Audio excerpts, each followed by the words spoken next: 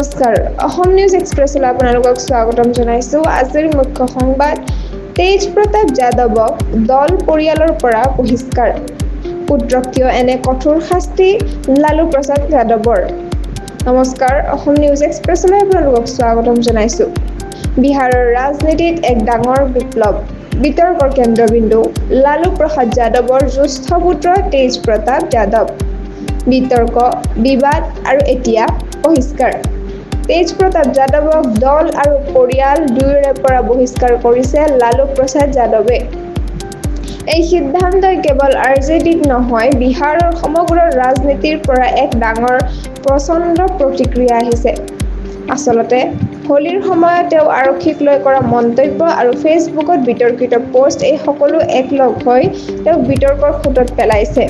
এই ফেচবুক পোষ্টত তেওঁৰ ব্যক্তিগত সম্পৰ্কৰ স্বীকাৰোক্তিও দেখা গৈছে, যি পৰিয়াল আৰু সমাজৰ মূল্যবোধৰ বিপৰীতে হয়। লালু প্ৰসাদ যাদৱে এই সকলো বিবেচনা কৰি নিজেই তেজ প্ৰতাপক দলৰ পৰা বহিষ্কাৰ আৰু কঠোৰ সিদ্ধান্ত লৈছে। বিশ্লেষক ওম প্ৰকাশ আস্কেই কয়, এয়া হ'ল ক্ষতি নিয়ন্ত্ৰণৰ প্ৰয়াস।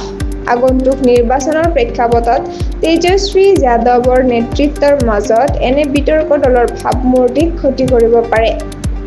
সেয়ে লালুৱে এই ক্ৰান্তিকালত পুত্ৰৰ বিৰুদ্ধে কঠোৰ হোৱাৰ পথ বাছি লৈছে। এতিয়া প্ৰশ্ন, এই বহিষ্কাৰৰ পিছত কি লুকাই আছে আৰু তেজ প্ৰতাপৰ ৰাজনৈতিক যাত্ৰা এতিয়াৰ পৰা কলৈ যাব? এই সকলো প্ৰশ্নৰ উত্তৰ দিয়েই আগন্তুক সময়ত বিহাৰৰ ৰাজনীতি গঢ় ল'ব। এই সম্পৰ্কে অধিক জানিবলৈ সংযুক্ত হৈ থাকক অসম নিউজ এক্সপ্ৰেছ চেনেলটোৰ লগত। চেনেলটো লাইক, কমেণ্ট, শ্বেয়াৰ, ছাবস্ক্ৰাইব কৰিবলৈ নাপাহৰিব। লগতে কাষতে থকা বেল আইকনটো দবাবলৈ নাপাহৰিব। ধন্যবাদ।